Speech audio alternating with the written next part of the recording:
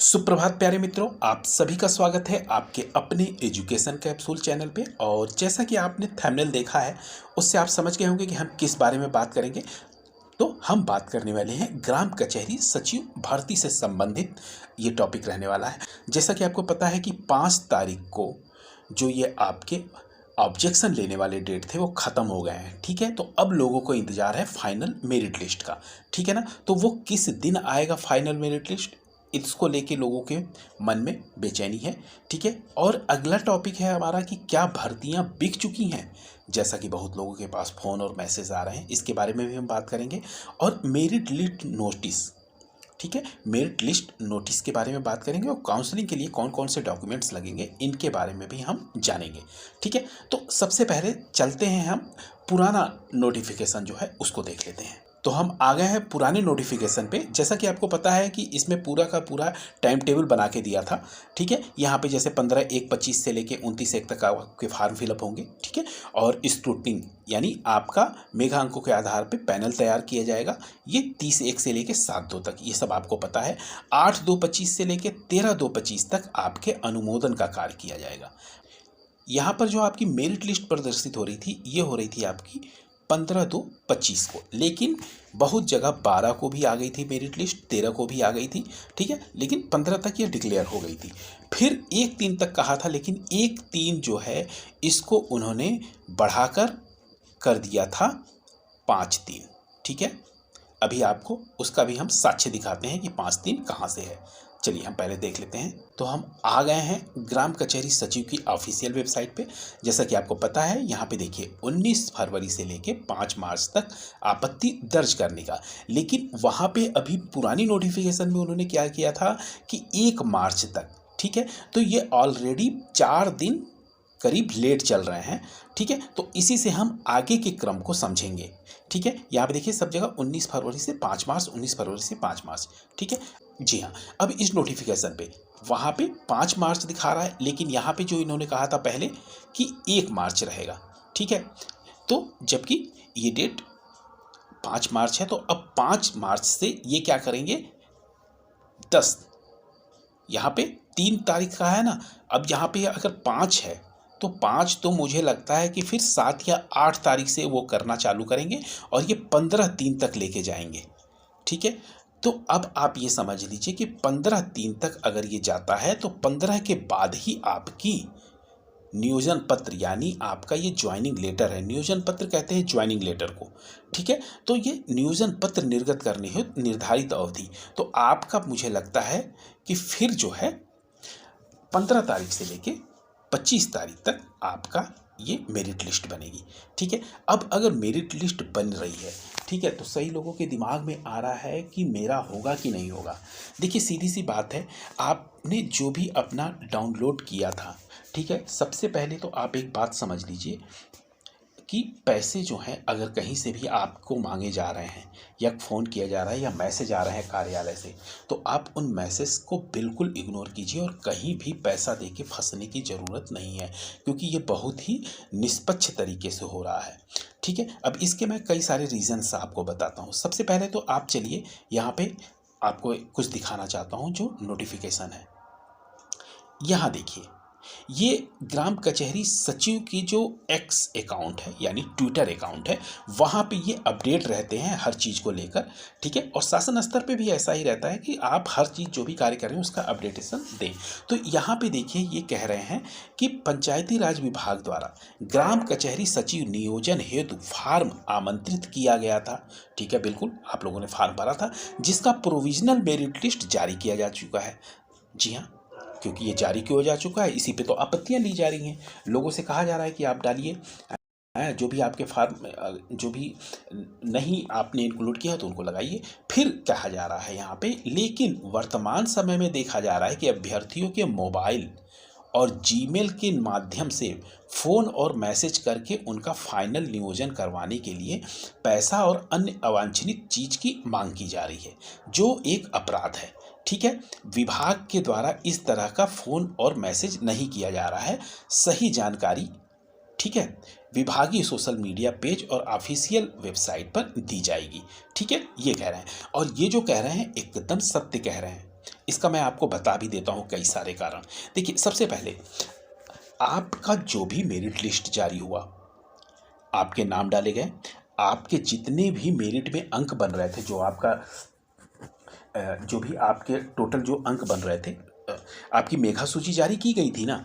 आप मान लीजिए पहले नंबर पे थे, सपोज कीजिए, और आपके 105 हैं, ठीक है। सेकंड नंबर पे जिसके हैं 102 हैं, ठीक है। और जिन्होंने EWS या कोई सर्टिफिकेट नहीं लगाया है उनका भी दिया गया था, लेकिन दूसरी लिस्ट में, और सपोज कीजिए उनका 103 है, ठीक है। अब वहाँ पे वो अगर डॉक्यूमेंट्स उन्होंने लगा दिए हैं और वो चीज़ आ गए तो यहाँ पे वो आ जाएंगे 103 में, ठीक है। क्योंकि देखिए, ये सारी कुछ ट्रांसपेरेंसी के साथ हो रहा है, यहाँ पे कोई भी घपला नहीं हो सकता है। सबसे पहली बात तो आप ये समझिए। और एक बात, अहम बात आप लोग भूल रहे हैं कि कोई भी फ़ायदा उठा सकता है इस चीज़ का। आप समझिए, किसी की भी ऐसा तो है नहीं कि ये लिस्ट में आपका जारी हुआ है, ना कि आपको रोल नंबर डाल के आपका मेरिट मतलब आपकी रिजल्ट निकल रहा है। यहाँ मेरिट में हुआ, और मेरिट में आपने देखा होगा कि सबके मोबाइल नंबर्स इंक्लूड हैं और सबके जीमेल अकाउंट इंक्लूड हैं। तो जाहिर सी बात है, कोई भी आपको ठगने के लिए अननोन पर्सन जो मतलब कार्यालय में है या कहीं बाहर का भी अननोन पर्सन है, वो आपको झूठे मैसेज करेगा कि भाई मैं तुम्हारा करा दूंगा, इतना दे दो, इतना दे दो, ठीक है। और आप दे देंगे, और जबकि कुछ नहीं कर सकता। वो क्यों नहीं कर सकता? क्योंकि यहाँ पूरे ट्रांसपेरेंसी के साथ ये सारा का सारा चीज़ हो रही है, ठीक है। तो इसलिए हम तो अभी भी कहेंगे कि अगर आपने किसी को दे दिए हैं पैसे तो उससे आप ज़रूर वापस ले लीजिए। और आपकी मेरिट अगर हाई है, आप समझ लीजिए आप उसमें टॉप पे हैं, 105 पे हैं, ठीक है। लेकिन एक बात और समझिएगा, अगर जो टॉप पे है तो कोई ज़रूरी नहीं कि उसी का हो जाएगा। सपोज कीजिए जिससे वो डॉक्यूमेंट्स जो मांगा गया है, अगर उसने वो डॉक्यूमेंट्स नहीं लगा पाता है तो उसके नीचे वाले को मौका दिया जाएगा। और आप मान के चलिए कि ऊपर से लेके टॉप 5 तक लोगों को बुलाया जाएगा, ठीक है। टॉप 5 या 10 लोगों को बुलाया जाएगा। अब इसमें क्या करेंगे, 105 वाले को अगर डॉक्यूमेंट सही नहीं होते हैं वो, या कई बार ऐसा होता है कि लोग लगा देते हैं लेकिन जाते नहीं हैं, ठीक है। तो उनका कहीं और सिलेक्शन हो गया हो, तो अगर वो नहीं आए तो इनको मौका मिलेगा। और सपोज कीजिए अगर इनके भी डॉक्यूमेंट्स नहीं सही होते तो 103 वाला जो लिस्ट में नीचे है उसको मौका मिल सकता है, अगर उसने अपने डॉक्यूमेंट्स सही सही लगा दिए, ठीक है। अब मान लीजिए कि 103 वाले का हो गया, आप समझ लीजिए, यहाँ पे एक बार हम थोड़ा सा और कंफर्मेशन कर दें। 103 वाले का अगर हो भी जाता है, ठीक है, और वो किसी कारणवश छोड़ देता है बीच में, 1 महीना काम किया उसने छोड़ दिया, तो 102 वाला जो वेटिंग लिस्ट, देखिए एक बात और मैं आपको बता दूं, वेटिंग लिस्ट में भी नाम रहेगा 2-3 लोगों के, ठीक है। तो अभी आप बिल्कुल निराश मत होइएगा, जब आपका निकलेगा, ठीक है, तो वेटिंग लिस्ट वाले को भी कई जगह मौके मिल जाएंगे। समझ रहे हैं ना आप मेरी बात को, कि अगर किसी कारणवश ये 1-2 महीने काम करके छोड़ देते हैं तो वेटिंग लिस्ट वालों को बुलाया जाएगा, क्योंकि फिर से तो ये अपनी प्रक्रिया करेंगे नहीं कि फिर से आपके फॉर्म लेंगे वो लेंगे, तो वेटिंग लिस्ट जरूर रखेंगे, ठीक है। और इसमें आपको किसी भी चीज़ के लिए घबराने की ज़रूरत नहीं है कि आपसे पैसे मांगे जा रहे हैं या किया जा रहा है।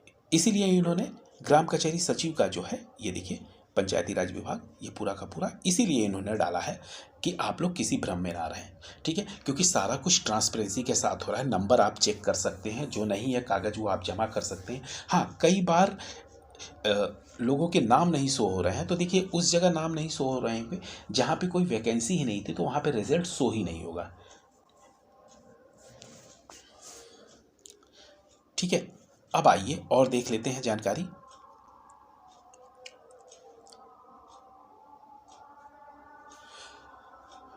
तो ये आपको हमें आवश्यक सूचना देनी थी कि अब जो है 5 तारीख हमारी बीत चुकी है, जो टाइम लाइन था इसका, ठीक है। अब फाइनल मेरिट लिस्ट ये तैयार करेंगे, तो आपका 5 तारीख के बाद यानी आपका 7 तारीख से, ठीक है, लेकर या 8 तारीख से लेकर ये 15 तारीख तक आपका क्या होगा, ये स्वच्छ पैनल तैयार किया जाएगा, ठीक है।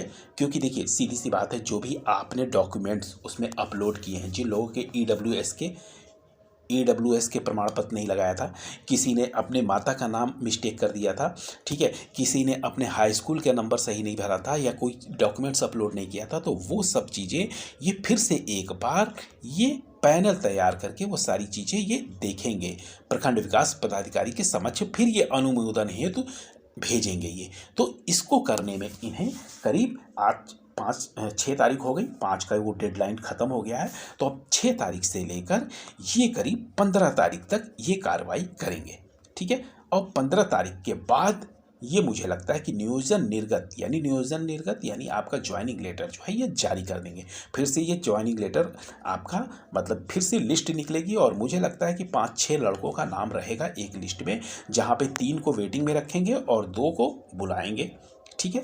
तो इस तरह से ये प्रक्रिया आपकी चलेगी, इसलिए अभी आपको परेशान होने की ज़रूरत नहीं है।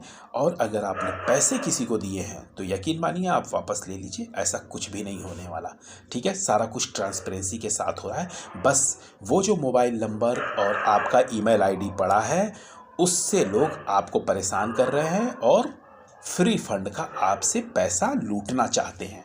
तो आप इस चीज़ को समझिए, ठीक है। तो ये हमारी तरफ से आपको आगाह करने के लिए वीडियो बनाया गया था और ये से एक बड़ी ही महत्वपूर्ण जानकारी थी मेरे पास, तो मैंने सोचा कि आपको ये अवगत करा देते हैं। ये थी हमारी तरफ से एक संक्षिप्त सी लेकिन महत्वपूर्ण जानकारी।